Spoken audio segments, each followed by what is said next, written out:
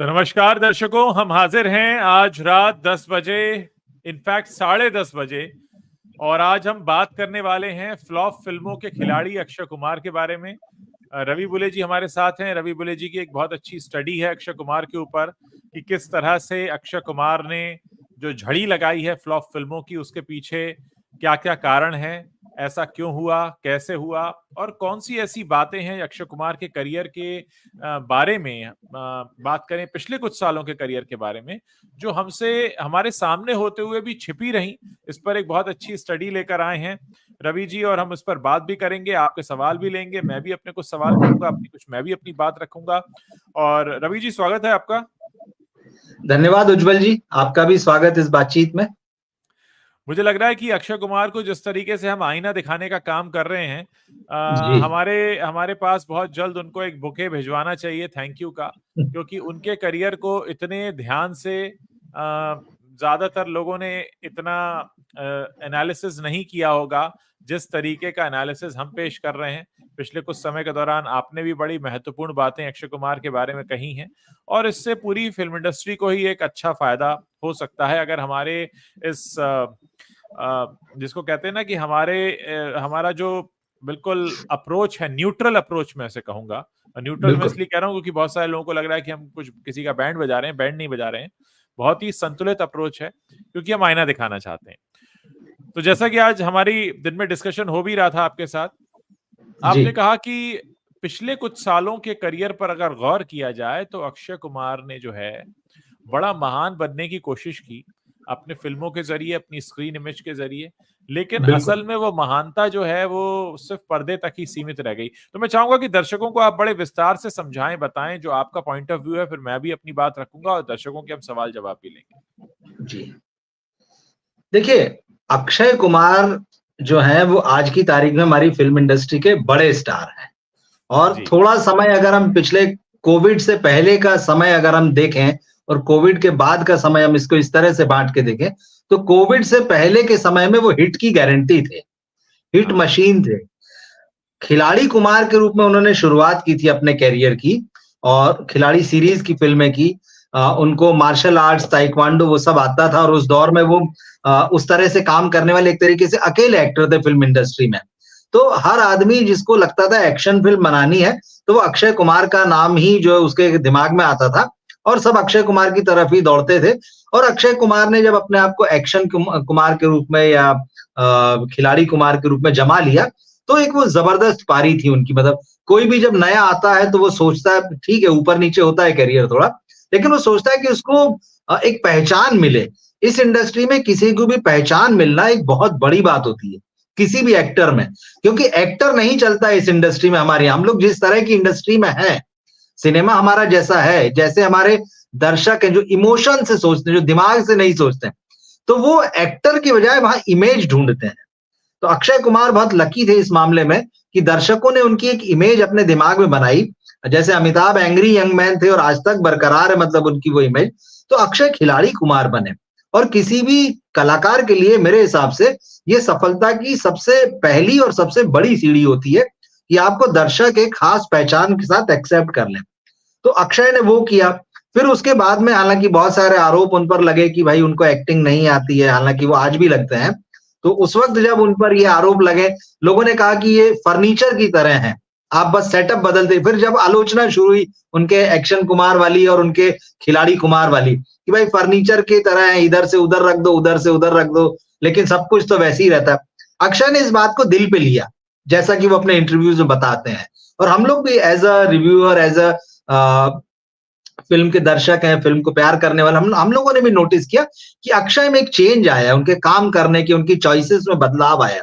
वो कॉमेडी फिल्मों की तरफ मुड़े, एक्शन के साथ साथ कॉमेडी के अलावा उन्होंने फैमिली ड्रामा करना शुरू की, जिसमें रोमांस भी होता था, फैमिली होती थी, इमोशंस होते थे। तो अक्षय ने अपने आप को चेंज किया। फिर बहुत लकी रहे कि उनके पास बहुत अच्छी फिल्में आई उनको, और उन्होंने जैसे मैंने कहा कि फैमिली ड्रामा उन्होंने बहुत सारे एक्सेप्ट किए, या कॉमेडी, ये टीम वर्क, वही बात है कि फिल्में जो है टीम वर्क है। तो उनको इतने अच्छे एक्टर्स का सपोर्ट मिला स्क्रीन पर अपने कि वो फिर वहां भी जमे। तो उन्होंने फिर एक दूसरी पारी शुरू की, और वो काफी हद तक उसमें जो है भले ही वो मतलब वो 100 करोड़ या जो भी मतलब जो खान्स की जो फिल्में होती थी बहुत बड़ी-बड़ी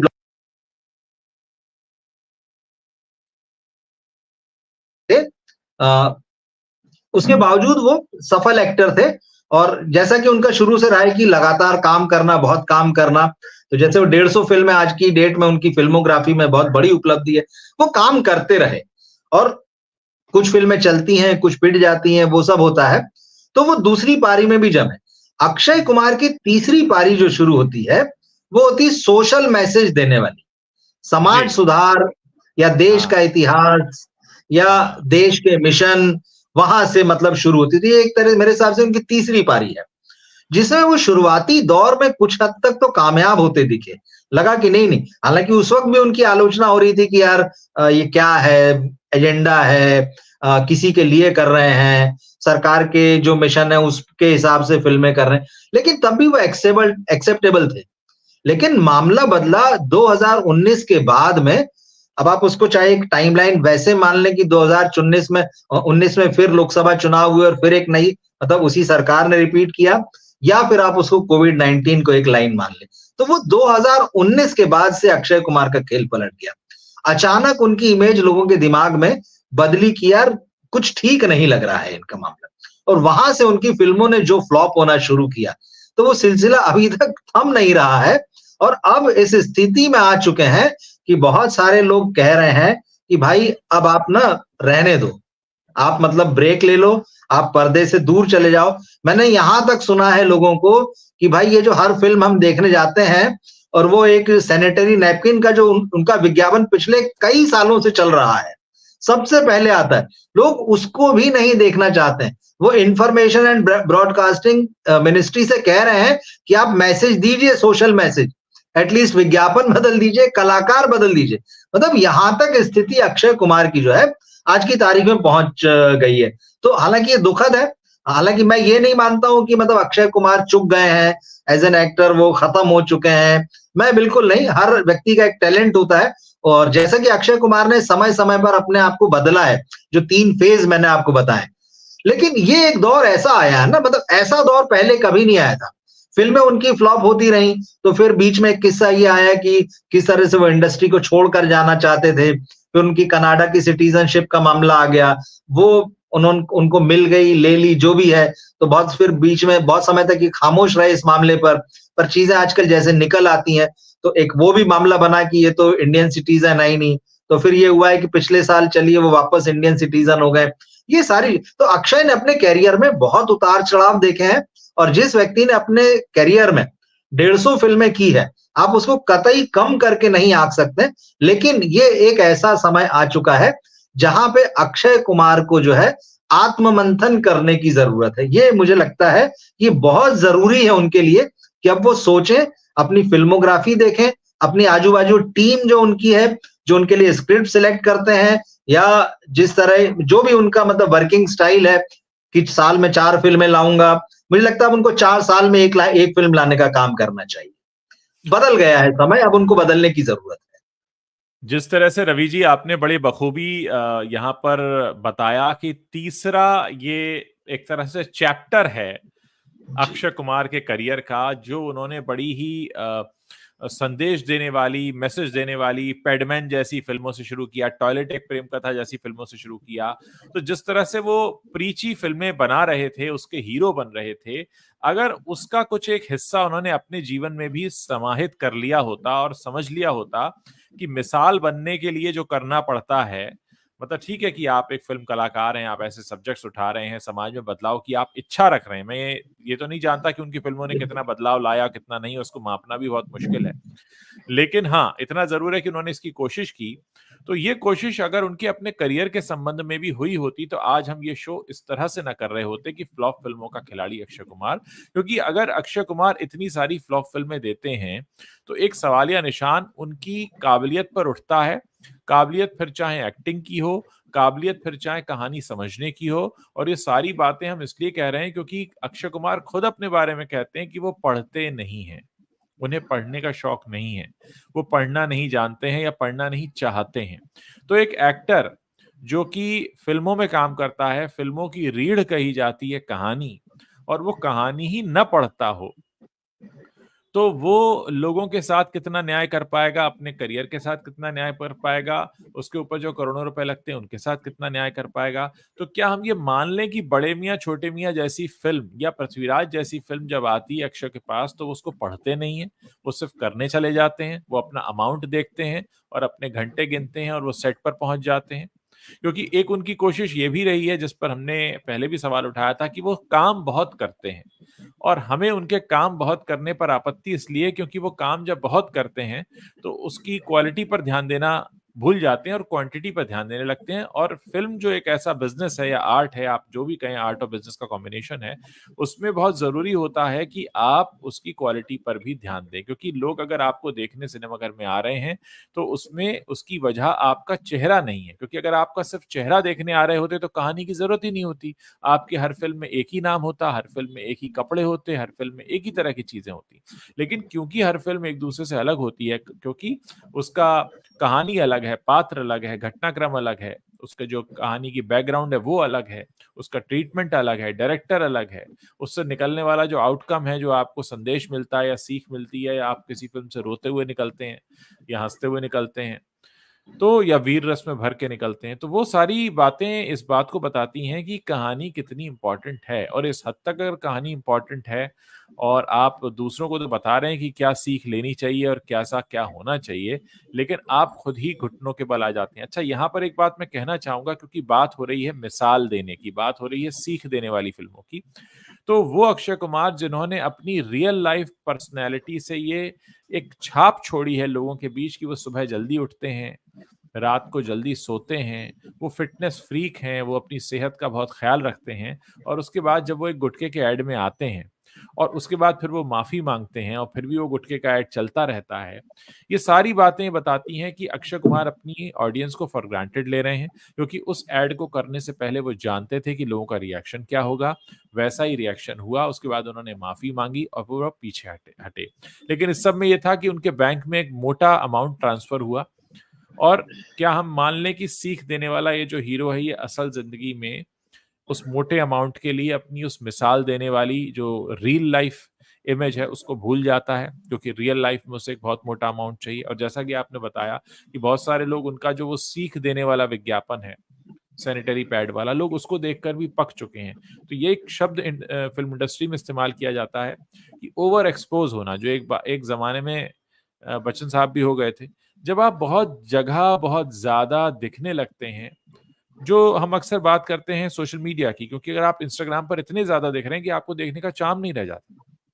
आप इंस्टाग्राम पर इस हद तक अवेलेबल हैं कि आपकी हर तरह की फुटेज दिखती है वहां पे। जब आप जिम में कैसे दिखते हैं, एयरपोर्ट पे कैसे दिखते हैं, घर में कैसे दिखते हैं, गाड़ी में कैसे दिखते हैं, या रेस्टोरेंट में कैसे दिखते हैं, तो ये वो सारी चीजें हैं जो हमें बताती हैं। तो इतना सारा जो मैंने बहुत ही बिखरा कर जो बोला है उसको थोड़ा समेट देता हूँ। पहली बात कि अगर आप मिसाल देने वाली फिल्में करना चाहते हैं या करते रहे हैं, या आपने उसके तौर पर अपनी पहचान बनाई है, तो आप उसे असल जिंदगी में लागू क्यों नहीं करते, एक मिसाल देने वाले कलाकार बनकर। दूसरा, अगर आपको लगता है कि आप मिसाल देने लायक हैं, तो फिर आपने अपनी ही पर्सनैलिटी से जुड़ा इतना बड़ा खिलवाड़ कैसे किया कि आपने गुटके वाला ऐड किया। और एक और बात कि अब जब लोग कहने लगे कि आप ओवर एक्सपोज हो रहे हैं और हम तो आपका फलां विज्ञापन भी नहीं देखना चाहते जो इतने सालों से आ रहा है, तब शायद कहीं रुकने की जरूरत है और शायद वैसा कदम उठाने की जरूरत है जो अब से कुछ समय पहले शाहरुख खान ने उठाया था। उन्होंने 4 साल का लंबा गैप लिया, वो रुके, उनको समझ में आया कि लोग अब उन्हें नहीं देखना चाह रहे हैं फॉर वट एवर रीजन्स। उसके बाद वो रुके, उसके बाद वो गायब हुए, उसके बाद उन्होंने चिंतन मनन किया होगा, उसके बाद फिर उन्होंने अपनी वापसी की। अब वो बात अलग है कि हम बहस कर सकते हैं कि उन्होंने जो वापसी की वो पठान इस लायक फिल्म थी या नहीं थी, या जवान इतनी कमाल थी या नहीं, या डंकी में उन्होंने क्या किया, वो एक अलग ट्रैक है, उस पर हम कभी और डिस्कस करेंगे। लेकिन हाँ, शाहरुख खान से इतना जरूर सीख सकते हैं अक्षय कुमार कि जब आप लोगों के नजरों में कुछ ज्यादा ही ये हो जाए कि भाई इनको हटाओ इनका चेहरा, तो फिर वहां पर ब्रेक लेने की जरूरत होती है। क्योंकि आखिरकार मनोरंजन उस विधा का नाम है जिससे हम थोड़ा सा अपनी जिंदगी से ब्रेक लेते हैं, और उसमें अगर आपको अपना मनोरंजन से थोड़ा ब्रेक लेना पड़े तो मुझे लगता है कि वो बहुत जरूरी हो जाता है। बिल्कुल, देखिए आपने जो चीजें कही अक्षय कुमार के बारे में एकदम ठीक है। और दर्शक जो है आपको देखना चाहते हैं कि नहीं देखना चाहते हैं, वो किसी भी कलाकार को इस बात से पता चलता है कि बॉक्स ऑफिस पर उसकी फिल्म ने कैसा परफॉर्म किया, और कोई मापदंड नहीं है। हम जी, ये नहीं कह सकते कि भाई इस आदमी को नहीं देखना चाहते, भाई कैसे पता चलता है आपको? तो वो जो बॉक्स ऑफिस के कलेक्शन है, उससे पता चलता है कि इस एक्टर की फिल्में चल रही हैं, नहीं चल रही है, इसको देखने के लिए लोग आ रहे हैं, इसको देखने के लिए लोग नहीं आ रहे। 2 दिन पहले मुझे बड़ा आश्चर्य हुआ जब मैंने आपसे बात की थी इस बारे में कि हमें जी, इस तरह करना चाहिए। उसकी जी, वजह ये है कि मतलब अब मीडिया में बाकायदा ये खबरें चल रही है कि जी, अक्षय कुमार की पिछली जो फ्लॉप फ़िल्में हैं, जो भी 10, 12, 13 फ़िल्में हैं, जी, कलेक्टिव जो है उनका उसका लॉस जो है वो 1000 करोड़ रुपए से ज़्यादा हो गया है। आप सोचिए प्रोड्यूसर्स को पिछले हम 2019 की बात 19 के बाद की बात कर रहे हैं। जी, मतलब अब लोगों ने ये हिसाब लगा लिया है कि अक्षय कुमार जो कभी सबसे बैंकेबल स्टार कहे जाते थे, पिछले कुछ समय में उन्होंने प्रोड्यूसरों को 1000 करोड़ रुपए से ज़्यादा का घाटा दे दिया है। ओह! जबकि होता ये है कि मतलब यार आप एक्टर्स अपने बारे में ये सुनना पसंद करते हैं कि मैंने कितने करोड़ का की फ़िल्म दी, कितने करोड़ का प्रॉफिट कमाया, मेरी फ़िल्म ने 200 किया, 300, 500 किया, 1000 करोड़ तक करने लगी हैं अब फ़िल्में। अब जी, जबकि बॉक्स ऑफिस जो है इंडिया की जो फ़िल्में जो हैं, वो वर्ल्ड वाइड जो और इंडिया का कलेक्शन मिला के 1000 करोड़ रुपए से जब बिज़नेस जाने लगा है, ऐसे समय में अक्षय कुमार के बारे में ये निकल के आता है कि उनकी पिछली कुछ फ़िल्मों ने प्रोड्यूसर्स को 1000 करोड़ रुपए से ज़्यादा का नुकसान दे दिया। आप सोचिए जिनको 1000 करोड़ रुपए का नुकसान हुआ, उनका क्या हाल हुआ होगा? इसमें बिल्कुल, से कितनों की फीस जो है वो छोड़ दी गई होगी अक्षय कुमार के द्वारा, या कितने ऐसे लोग होंगे जिनको प्रोड्यूसर बाद में पैसा देने वाला था कि भाई ठीक है मेरी फ़िल्म आ जाए, ये चल जाए फिर चलेगी तो मैं पैसा दे दूँगा। कितने लोगों का वो पैसा मारा गया होगा, मैं ये सोच रहा हूँ। तो एक स्टार की वजह से हमें नहीं पता अक्षय कुमार ने अपनी क्या फीस छोड़ी, नहीं छोड़ी, लेकिन जो बॉक्स ऑफिस के फिगर्स को लेकर जो खबरें बनाई जा रही है, वो ये कह रही है कि अक्षय कुमार की फिल्मों से प्रोड्यूसरों को 1000 करोड़ रुपए का घाटा हुआ है। इसमें जो 2 सबसे बड़ी फिल्में हैं जिसकी सबसे ज्यादा चर्चा पिछले दिनों हुई है, बड़े मियाँ, छोटे मियाँ। 250 करोड़ रुपए का घाटा हो तो खैर खूब ही चर्चा में रहा कि फिल्म ने मुश्किल से साढ़े 300 करोड़ रुपए में साढ़े 300 करोड़ में बनी और उस फ़िल्म ने जो है वो 60 करोड़ का 60 धंधा किया। 60 हाँ, करोड़ रुपए का बिज़नेस किया। वो है। उसके अलावा सम्राट पृथ्वीराज जो कि बेहद महत्वाकांक्षी फ़िल्म थी और जी, अक्षय कुमार खुद भी ये मानते रहे कि मतलब उन्होंने ये तक स्टेटमेंट दिया था कि भाई ये जो फ़िल्म है इसको स्टूडेंट्स को स्कूलों में दिखाया जाना चाहिए, जिससे कि उनको पृथ्वीराज चौहान के बारे में पता लगे। मतलब उनके हिसाब से ये कोर्स में लगाई जानी चाहिए इस तरह की फ़िल्म जो है। वो मतलब उनको इतना कॉन्फिडेंस था उस फ़िल्म में। तो वो फ़िल्म भी जो है उसने प्रोड्यूसर्स को 150 करोड़ रुपए का घाटा दिया। तो 400 करोड़ रुपए तो यही हो गए। मुझे सेल्फी फ़िल्म याद आती है जो बहुत बुरी तरह से फ्लॉप हुई थी। हालाँकि कहते हैं कि अक्षय ने उस फ़िल्म के लिए अपनी फीस कम की थी और वो 100 करोड़ में बनी फ़िल्म थी। लेकिन उसका बॉक्स ऑफिस कलेक्शन जो था 20-23 करोड़ रुपए टोटल लाइफ टाइम था। अब ये बड़े-बड़े घाटे हैं। और अगर आप उनकी कोविड, पोस्ट कोविड फ़िल्में देखें तो जो नाम आता है बेल बॉटम है, लक्ष्मी है, कठपुतली है, अतरंगी रे, बच्चन पांडे, उसके अलावा सम्राट पृथ्वीराज तो बोल दिया, रक्षाबंधन, राम सेतु जैसी फ़िल्म थी, सेल्फी होगी, मिशन रानीगंज है, बड़े मियाँ छोटे मियाँ सरफिरा ले लीजिए। मतलब ये सारी फ़िल्में एक लाइन से जो हैं और ख़ास बात ये है कि इसमें से कुछ फ़िल्में ऐसी भी हैं कि जिसमें अक्षय के काम को लोगों ने एप्रिशिएट किया कि नहीं यार अक्षय ने अच्छा काम किया है, अच्छी एक्टिंग की है, अच्छे रिव्यू मिले हैं। जेन्युइनली एक आध दो फ़िल्म ऐसी भी थी कि जिसको वाक़ई देखा जाना चाहिए। लेकिन दर्शकों की स्थिति ये है जो मैं कहना चाह रहा हूँ कि वो नहीं देखना चाहते हैं। ये हुँ, एकदम अंडरलाइन है बिल्कुल इस चीज़ को। मतलब ये यही तो बताता है आपका जो बॉक्स आप उसी के दम पे तो भाई अपनी फीस से लेके तमाम नखरे डिसाइड करते हैं कि भाई साहब आपको उठाने पड़ेंगे, हम इतने बैंकेबल हैं, हम इतने बड़े वाले स्टार हैं कि हमारे नाम पे ओपनिंग लगती है, हमारे नाम पे इतना करोड़ आता है। तो भाई प्रोड्यूसर झुकता है, प्रोड्यूसर सारे नखरे उठाता है। डायरेक्टर भी सब अपना काम भूल के आपके पास खड़े रहता है और आपसे सजेशन लेता है, बताइए सर आपके लिए कैसे कैमरा लगाएँ और कौन-सा सीन रखें और कौन-सा निकाल दें। तो अक्षय कुमार ने ये बड़ा नुकसान किया है मतलब इस तरह से। तो ठीक है, अभी भी ये है कि लोगों का उनमें भरोसा है, लोगों का मतलब फ़िल्म इंडस्ट्री के लोगों का, प्रोड्यूसरों का। और अचानक ये डाउनफॉल कैसे आया? जिस 2019 की बात कर रहे हैं, उस 2019 के ही बॉक्स ऑफिस के आंकड़ों की बात करें, तो अक्षय कुमार बॉलीवुड के सबसे बड़े कमाऊ सितारे थे। उस साल उनकी हुँ, 4 फ़िल्में आई थी। केसरी आई थी, मिशन मंगल आई थी, हाउसफुल 4 आई थी और गुड न्यूज आई थी। इन 4 फिल्मों में से 3 फिल्मों का कलेक्शन 200 करोड़ रुपए के ऊपर था। ओवरऑल 700 करोड़ रुपए का आपका बॉक्स ऑफिस था उस साल। आप देखिए कि देखते-देखते 4-5 साल में स्थितियां किस तरह से अक्षय कुमार के लिए बदल गई हैं और इसकी वजह है, बहुत सारी वजह है, उस पे भी हम आगे डिस्कस करेंगे। तो इसमें मैं यही बता रहा हूं कि देखिए किस तरह चीजें बदली है और अगर अक्षय कुमार को लगता है कि नहीं ये सारी चीजें झूठ है, अक्षय को, उनकी टीम को, उनके प्रोड्यूसरों को, उनके फैंस को अगर ये लगता है कि नहीं ये सारी बातें तो बेकार है, इसीलिए मैंने आपको ये बॉक्स ऑफिस के फिगर्स दिए हैं कि ये आंकड़े कह रहे हैं, ये खबरें कह रही है और यही आंकड़े बताते हैं कि आप चल रहे हैं कि नहीं चल रहे हैं। हम भले ही हमेशा इस बात का विरोध करते हैं कि भाई बॉक्स ऑफिस से किसी फिल्म की अच्छाई या उसकी कमियों को नहीं नापा जा सकता, लेकिन अगर आप स्टारडम की बात करते हैं तो यही आंकड़े हैं जो आपको ऊपर और नीचे गिराते और उठाते हैं, इसी के तो आप खाते हैं।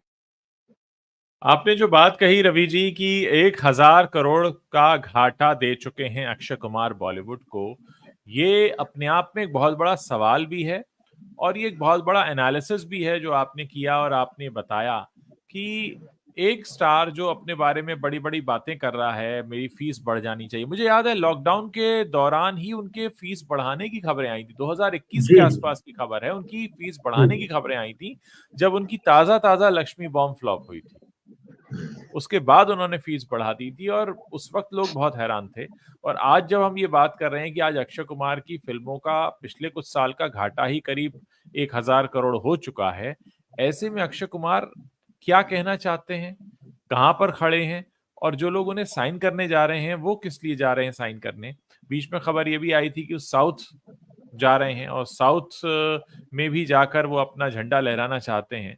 लेकिन सवाल ये है कि एक तरफ वो हमें दिखाई देते हैं हमारे देश के प्रधानमंत्री जी के साथ सवाल पूछते हुए, एक अलग तरह की छवि बनाते हुए। उस वक़्त भी लोगों ने कहा था कि मोदी जी की जो भी पॉपुलैरिटी है इस देश में, वो एक तरह से भुनाने का काम अक्षय ने किया कि अगर जाकर वो मोदी जी का इंटरव्यू कर रहे हैं, भले ही उन्होंने सवाल ऐसे पूछे कि आम काट के खाते हैं, चूस के खाते हैं, उसका भी बहुत ज़्यादा मज़ाक बना।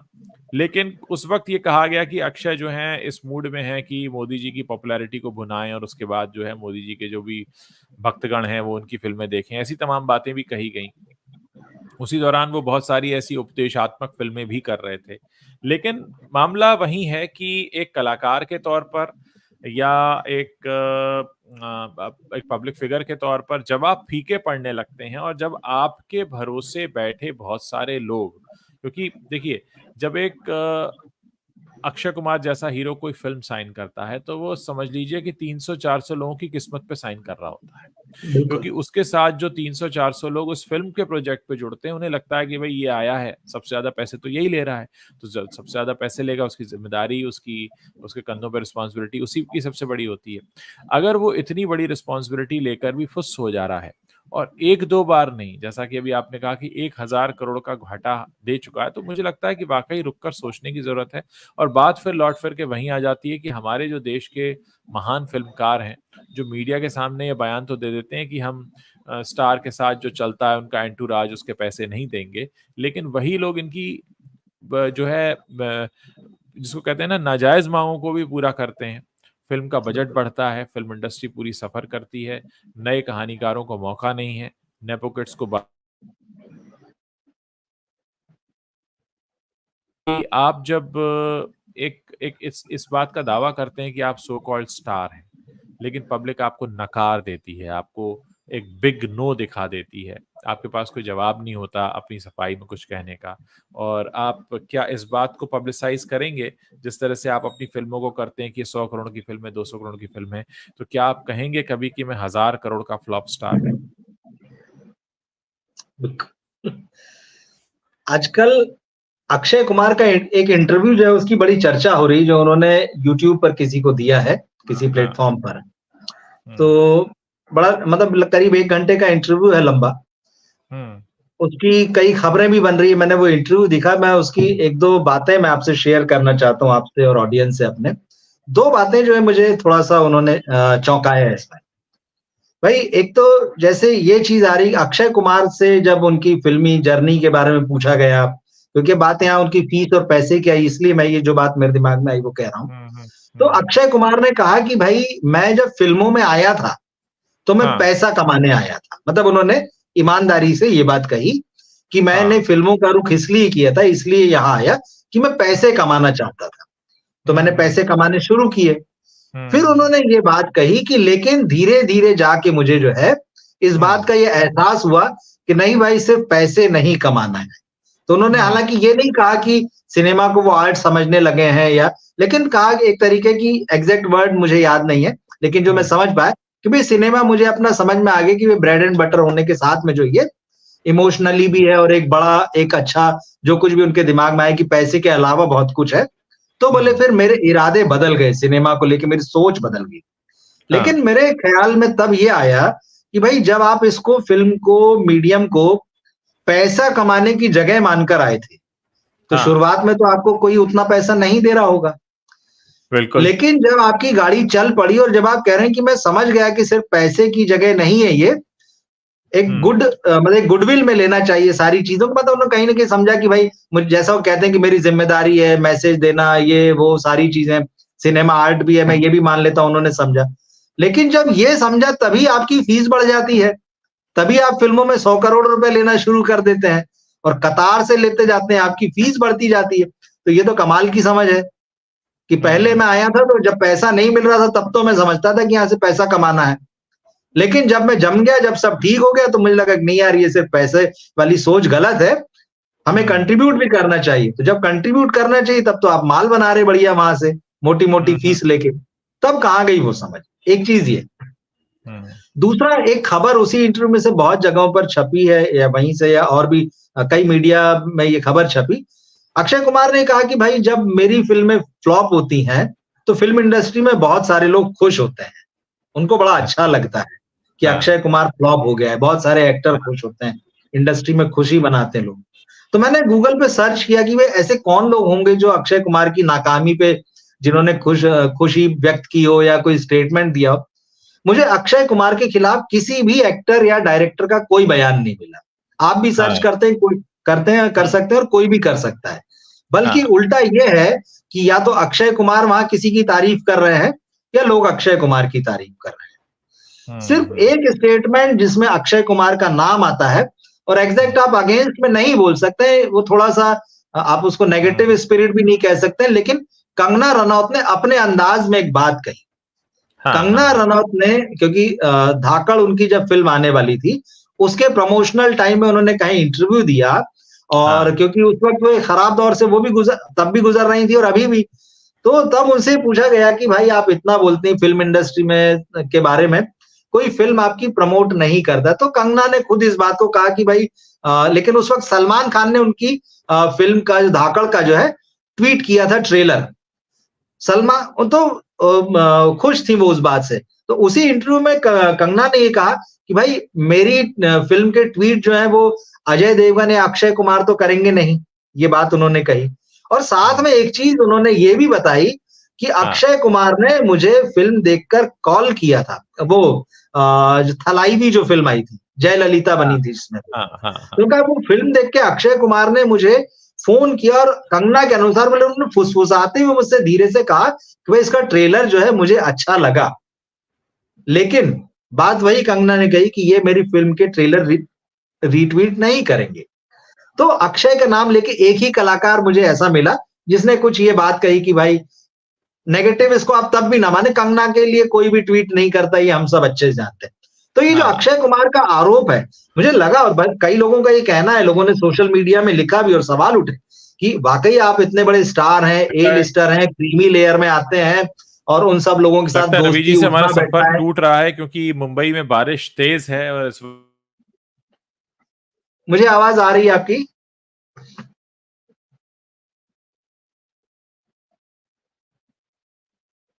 मुझे आवाज आ रही है उज्जवल जी।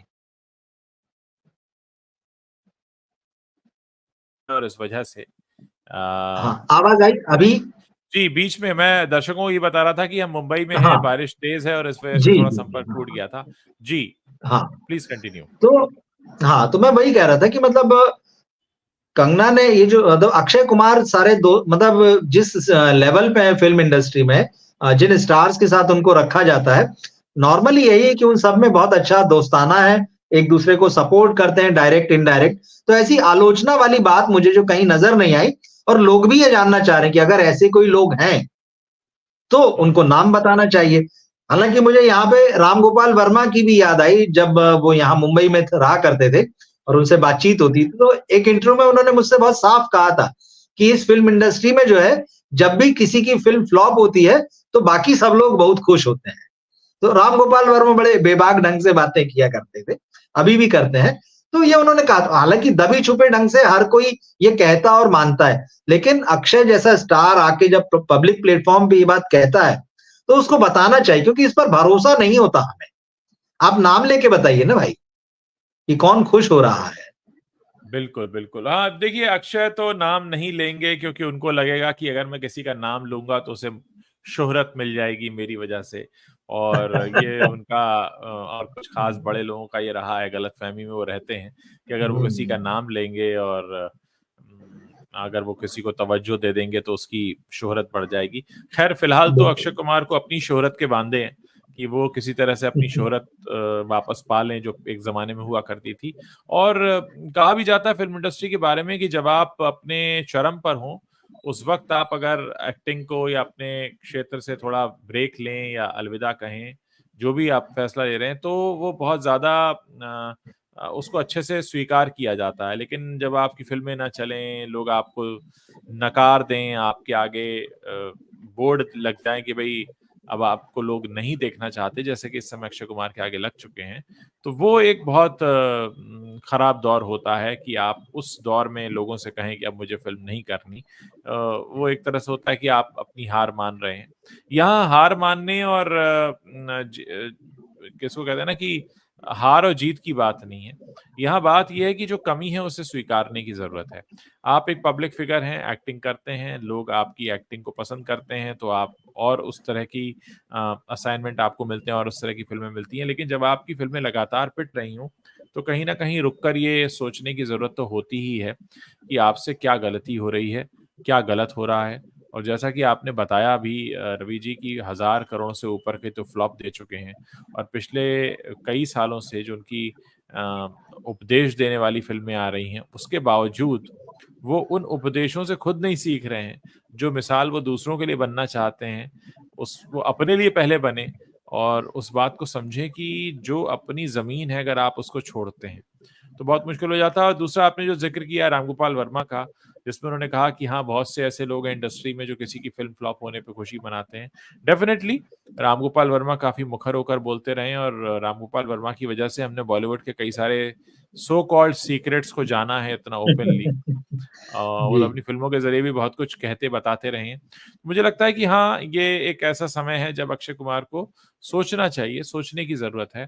क्योंकि आप अगर अपनी ये ज़िम्मेदारी महसूस कर रहे हैं कि आप बहुत सारे लोगों के करियर के लिए ज़िम्मेदार होते हैं, तो आपको वहाँ पर एक रुक कर सोचना चाहिए। और सिर्फ़ पैसे के लिए फ़िल्में करना, वो भी करियर के इस स्टेज पर, आप कोई नए-नवेले नहीं आए हैं, आपको 3 दशक से ऊपर का समय हो चुका है, लगभग 36-37 साल हो चुके हैं आपको। उसके बाद फिर ये करना, ये वाक़ई एक बहुत बड़ा सवालिया निशान तो लगाता है। उम्मीद है कि हम जिस तरीके से आईना दिखाने का काम कर रहे हैं, वो आईना देख पा रहे होंगे अपनी अ, अब जो उन्होंने किया है या जो कर रहे हैं, उसकी क्या परछाई लोगों पर पड़ती है, क्या प्रभाव लोगों पर पड़ता है, उसे समझ पा रहे होंगे। नहीं, मुझे लगता है हम लोग जो आईना दिखा रहे हैं, जो दिखाने की कोशिश कर रहे हैं, इस पर अक्षय कुमार को कुछ नहीं बोलना चाहिए, हुँ, हुँ, हुँ, क्योंकि हुँ। इससे हमको पब्लिसिटी मिल जाएगी। आप समझ रहे हैं बात को? तो मैं तो हाँ, यही सजेस्ट करूँगा कि भाई अगर देख भी लें, उनकी हाँ, टीम या वो, तो चुप रहें, ना बोलें। हाँ, तो हाँ, अक्षय के करियर को लेके इस समय बहुत सारी बातें मीडिया में हो रही है। जो फ़िल्म के रिव्यूअर्स हैं, जो फ़िल्म के ट्रेड के एनालिस्ट हैं, जो सिनेमा से किसी भी तरह से जुड़े हैं, सीनियर जर्नलिस्ट हैं, तमाम तरह से एनालाइज़ किया जा रहा है उनके करियर के इस दौर को। एक और चीज़ जो मैंने पढ़ी इधर जो है, वो बहुत बिल्कुल सही चीज़ है। उसमें ये कहा गया है कि अक्षय की, जैसा आपने कहा कि बड़ी उपदेशात्मक फ़िल्म है। तो हाँ, हाल के वर्षों में अगर आप देखेंगे, हुँ, मतलब बल्कि कोरोना के पहले से भी, हुँ, तो आप देखेंगे कि उनकी फ़िल्में, जैसा आपने कहा, प्रीची हो गई, बहुत उपदेशात्मक हो गई, एकदम सही है, और साथ ही उनकी फिल्म से एंटरटेनमेंट कम होता चला गया। क्योंकि जैसे ही आप उपदेश देने की मुद्रा में आएंगे, तो उसमें एंटरटेनमेंट अपने आप कम हो जाएगा। और इस जैसे मैंने कहा 3 हिस्से में मैंने बांटा, तो अगर दूसरे हिस्से को अगर आप अक्षय के देखें, तो बहुत एंटरटेन करने वाला हिस्सा था वो। उसी ने अक्षय कुमार को जो है बड़ा स्टार बनाया, जिसकी कमाई जो है वो बाद में हमको ये खाते हुए इतने सालों से दिखाई दे रहे हैं। तो ये बात बिल्कुल सही है।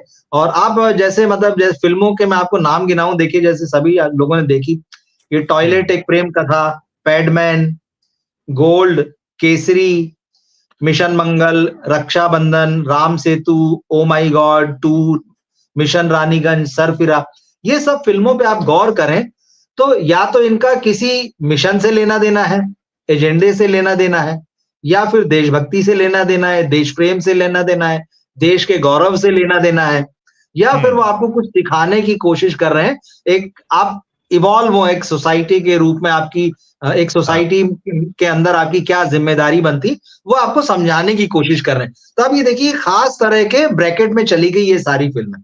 अब इसी दौर में जो उनकी एंटरटेनमेंट की अगर बात आती है, तो उन्होंने जो एंटरटेनमेंट, जो खास बॉलीवुड की जो हम मसाला फिल्में, एंटरटेनिंग फिल्में जो भी कह लें, वो फिल्में की, तो उनका हाल भी देखिए।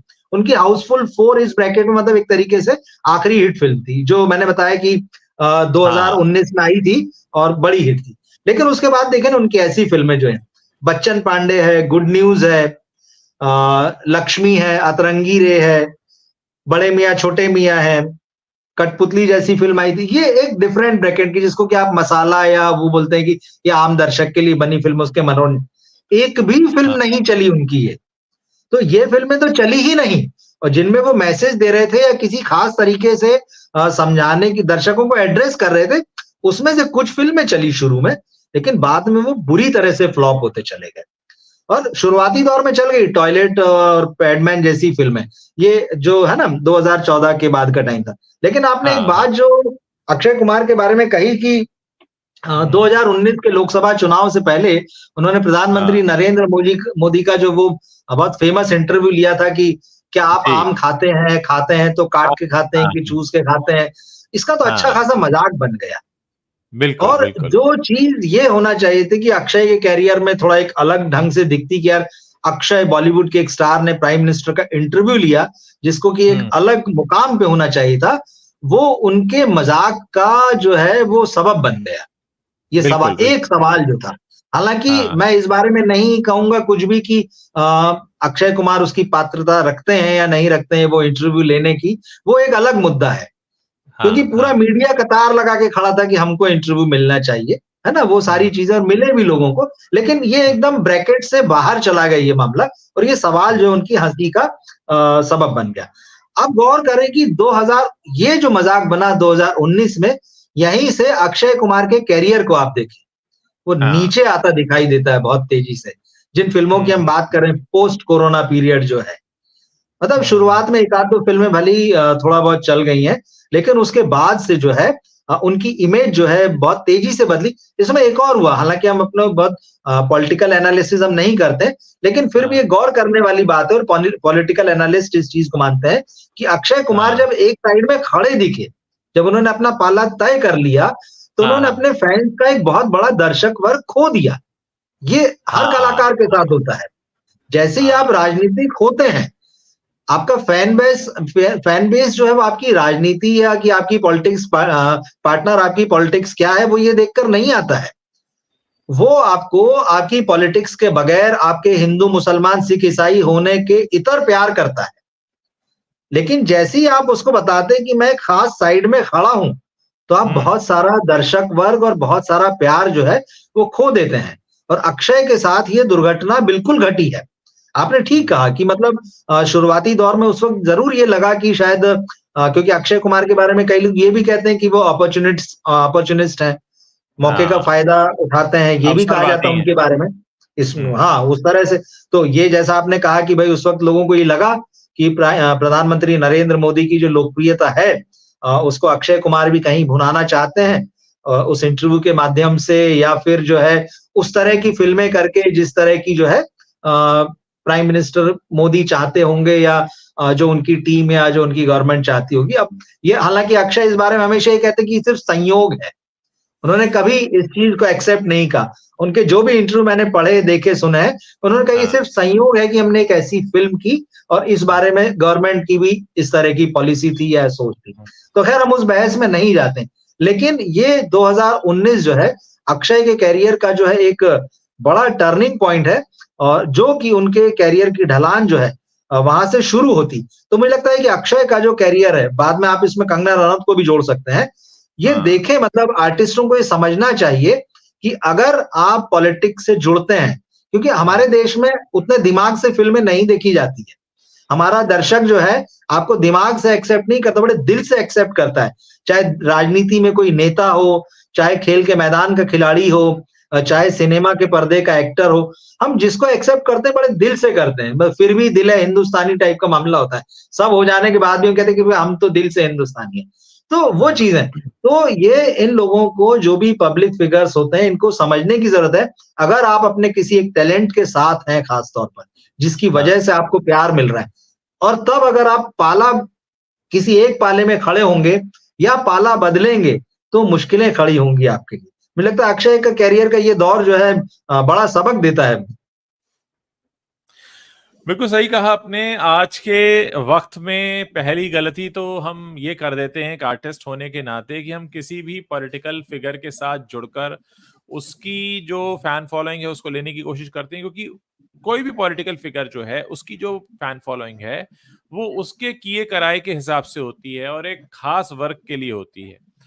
आप एक कलाकार हैं, आप तो बल्कि ये संदेश दे सकते हैं कि आप जो है ना किसी भी तरीके से बांटे गए समाज के साथ में नहीं, बल्कि आप सबके साथ हैं। और फिल्म इंडस्ट्री की खुशकिस्मती रही है कि कहा गया है कि अलग-अलग धर्मों के बीच जो शादियां होती हैं, अलग-अलग धर्मों के बीच जो संबंध होते हैं, तो फिल्म इंडस्ट्री ने तो वैसे भी दुनिया को एक करने का एक हमेशा एक इनडायरेक्ट मैसेज दिया ही है।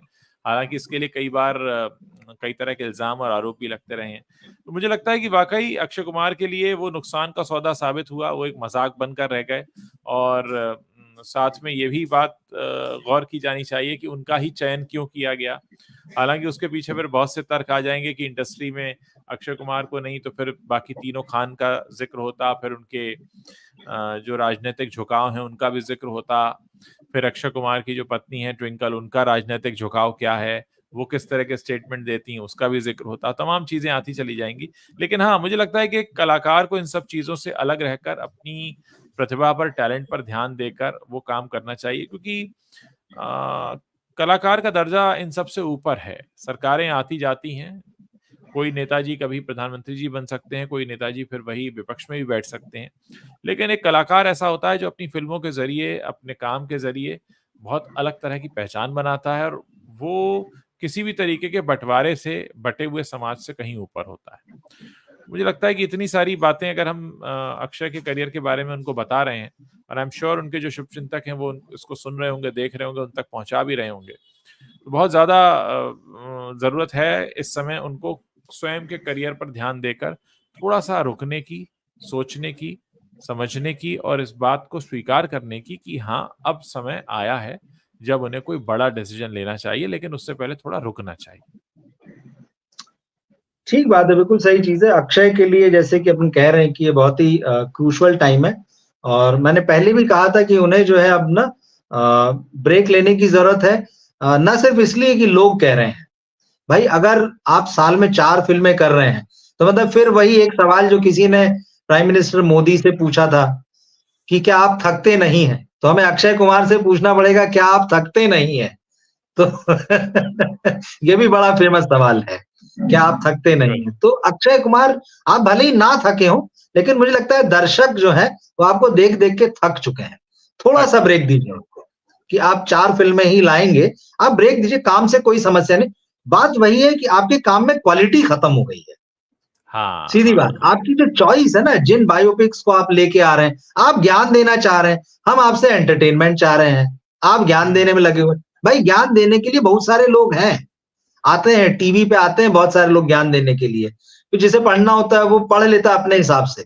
और दूसरी चीज, अक्षय कुमार को पढ़ना भी चाहिए, और ये अक्षय कुमार जैसे बड़े फिगर को, अक्षय कुमार हो चाहे कोई भी हो, पब्लिकली ये कहना कि मैं पढ़ता नहीं हूं, ये बहुत गलत इंप्रेशन डालता है। गलत। आपको बच्चे भी फॉलो करते हैं, यंगस्टर्स भी फॉलो करते हैं। उन्हें लगता है कि यार ये आदमी बिना जो पढ़ता लिखता नहीं है, ये इतना बड़ा आदमी हो गया, इसको पढ़ने लिखने की जरूरत नहीं महसूस होती है, तो हम क्यों पढ़ें? ये बहुत बहुत गलत मैसेज, ये रिस्पॉन्सिबिलिटी है आपकी। बल्कि आपको ये बताना चाहिए कि आज मैंने 4 किताब ये पढ़ी। अगर मैंने साल में 4 फिल्में की हैं, तो मैंने 4 किताबें भी पढ़ी है साल में। तो आप उन 4 किताबों के नाम बताइए भाई। तब लगेगा कि यार नहीं, जिस आदर्श की आप बात कर रहे हैं उसको आप जी भी रहे हैं। आप गलत मैसेज दे रहे हैं। और अगर आपने गलती से 4 किताबें नहीं भी पढ़ी हैं, तो कम से कम इसका प्रचार मत कीजिए कि नहीं पढ़ना चाहिए, मैं बिना पढ़े ऐसा हूं। तो कम से कम आप कुछ एक गलत होने से रोक पाएंगे। मुझे लगता है कि हमने अक्षय के ऊपर जो पिछले 45 मिनट बात की है, ये उनके करियर को काफी हद तक संवार सकती है, अगर वो इसको बहुत ही गंभीरता पूर्वक सुने, माने, इस पर मनन करें। तो हो सकता है उनका करियर सुधरे और उसकी वजह से बहुत सारे लोगों की जो मनोरंजन लेने की जो एक एक एक दुनिया है, उसमें भी थोड़ा बदलाव आए। क्या लगता है आपको? नहीं, बिल्कुल देखिए, वो तो है ही। जो उनकी मजे की बात है कि ये सब चीजें चल रही हैं। जुलाई मतलब 20 तारीख होने को आ रही है। 15 अगस्त को फिर से उनकी एक फिल्म रिलीज होने के लिए है ना? खेल-खेल में शायद यही नाम है मेरे ख्याल से। जी। तो अब वो जो फ़िल्म है, अब फिर वही समस्या है कि वो एक फ़िल्म का रीमेक है, स्पेनिश फ़िल्म का रीमेक है, और वो फ़िल्म जो है उसके दसियों रीमेक पहले से बन चुके हैं। वो आपको हाँ, फ़िल्में मिल जाएगी ओटीटी पर भी। हाँ। सवाल यही है कि आपको किस बात की जल्दबाज़ी है? अगर आप में सचमुच अच्छे काम करने की भूख है, आप अपना राइटिंग डिपार्टमेंट बनाइए ना यार। आप अच्छे बिल्कुल। राइटर्स को बैठाइए कि यार मेरे लिए कहानियाँ लिखो। आप ढूँढ रहे हो इधर-उधर जमाने भर में क्या चल गया है, किसका रीमेक कर लें, किससे हम लोगों को मैसेज दे दें। तो समस्या वही अक्षय कुमार, क्योंकि अभी ठीक है, अब वो उनकी मर्ज़ी है उनको क्या काम करना, कैसे काम करना, क्या सिलेक्ट करना।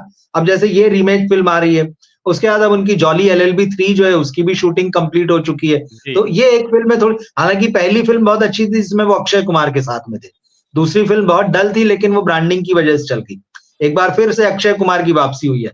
तो करना पड़ेगा भाई आपको। मतलब खबरें ये भी थी जब जॉली एलएलबी 2 आई थी, उस वक़्त ये भी खबरें थी कि भाई अक्षय कुमार नहीं चाहते थे कि अरशद वारसी मेरे साथ में रहें। लेकिन समय बदल गया। आज फिर आप हाँ। अरशद वारसी के साथ में ही आपको खड़े होना पड़ेगा। उनके साथ जो जोड़ी है वही जो है काम करती हुई दिखाई देगी। तो ये फ़िल्म कंप्लीट हो चुकी है। इसके बाद में जो है वेलकम टू जंगल है। इस पे लोगों का भरोसा है। लेकिन अब ये इतनी मल्टी स्टारर फ़िल्म है कि पता नहीं, मतलब कई बार होता है बहुत सारे कलाकार हैं, तो अकेले अक्षय के दम पर नहीं है ये फ़िल्म, लेकिन उनकी आने वाली फ़िल्मों में एक शंकरा नाम की उसकी उनकी फ़िल्म है, जिसके बारे में मुझे ज़्यादा जी। नहीं पता है। और उसके अलावा हेरा-फेरी 3, जिसका तो मतलब अब बरसों से इंतज़ार हो रहा है, जो बीच में हुँ। एक बार अनाउंस भी हुई थी एक समय, और जी। फिर वापस वो बंद भी हो गई। फिर कई बार बंद चालू की खबरें आती रही, फिर फाइनली ये हुआ है लास्ट ईयर या उसके लास्ट ईयर की अब ये फ़िल्म बनेगी। तो अक्षय जी। के पास ये जो जॉली एलएलबी और जो हेरा-फेरी 3 जो है, मुझे लगता है यहीं से उन्हें कुछ उम्मीद करना चाहिए, अगर वापस से। लेकिन फिर वही बात है कि ये सोलो फ़िल्में नहीं हैं। ये हाँ, ध्यान हाँ। रखें अक्षय कुमार इस बात को। ये उनके साथ में और भी कलाकार हैं, उन सबकी फ़िल्म है, ये सिर्फ़ उनके दम पे चली हुई फ़िल्म नहीं है। तो अक्षय कुमार को ख़ास तौर पे अपनी सोलो फ़िल्मों का जो सिलेक्शन है, उसको लेके बहुत सीरियस हो जाना चाहिए अब, और पढ़ना चाहिए। मैं बार-बार कहूँगा, पढ़ना चाहिए। अच्छी कहानियों की भूख है, इधर-उधर की फ़िल्मों पे नज़र मत डालिए कि इसका रीमेक करें, उसका रीमेक करें या किसमें ज्ञान दे दें। आप अपनी राइटर्स की टीम बनाइए। आपकी पत्नी खुद राइटर हैं। वो खूब पढ़ती-लिखती हैं, उनका बड़ा नाम है, किताबें आई हैं, कॉलम लिखती हैं अखबारों में। उनसे कहिए कि या तो वो आपके लिए लिखें, या आपके घर में अब इतना बड़ा आपका प्रोडक्शन हाउस भी है, तो आप लाइए ना। राइटर्स के बिना तो आप एक कदम नहीं चल सकते। राइटर्स के बिना ये इंडस्ट्री एक कदम नहीं चल सकती। ये जो औंधे-मुँह गिरी पड़ी है, उसका कारण ही एकमात्र यही है कि आप मुझे राइटर्स को लगता कुछ है नहीं समझ रहे हैं।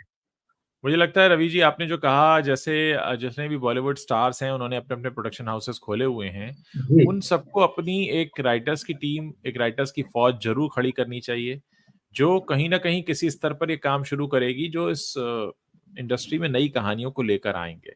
क्योंकि प्रोडक्शन हाउस खोल लेना ठीक है, लेकिन साथ में राइटर्स की फ़ौज भी रखिए, ताकि वो आपको नई कहानियाँ सुझाए, ना कि ऐसे आप चट्टे-बट्टे अपने आस-पास रखें जो आपको बताते रहें कि सर फलां का रीमेक बनाएँ, इसका रीमेक बनाएँ। तो रीमेक से बाहर आकर ओरिजिनैलिटी की तरफ बढ़ें। वैसे भी स्टार या हीरो बनने के लिए ओरिजिनल होना सबसे ज़्यादा ज़रूरी होता है, क्योंकि अगर आप नकल करते हैं तो आप मिमिक्री आर्टिस्ट बनते हैं। तो आप सोचिए कि आप किसी की नकल करके मिमिक्री आर्टिस्ट बनना चाहते हैं या असल हीरो बनना चाहते हैं, ओरिजिनैलिटी और मौलिकता दिखाना चाहते हैं। मुझे लगता है हमने आज काफ़ी देर तक बात की है रवि जी। अक्षय कुमार जी के करियर के तीसरे हिस्से पर हमने एक अच्छा खासा एनालिसिस किया है, जो हमारे दर्शकों ने भी काफ़ी एन्जॉय किया। और मैं चाहूँगा कि हमारे दर्शक अगर इस कन्वर्सेशन को पसंद कर रहे हैं तो इसे शेयर ज़रूर करें, व्हाट्सएप पर, अपने फ़ेसबुक पर, और अब आप मुझे स्पॉटिफ़ाई पर भी सुन सकते हैं। ये बस मैं आपको रिमाइंड करा रहा हूँ, मेरे जितने भी कार्यक्रम हैं उनको आप स्पॉटिफ़ाई पर सुन सकते हैं। तो बहुत-बहुत शुक्रिया रवि जी हमारे साथ जुड़ने के लिए और इतना विस्तार से अक्षय कुमार के करियर पर चर्चा करने के लिए। शुक्रिया उज्जवल जी, बहुत बहुत शुक्रिया। Thank you, thank you. Good night. Thank you, good night.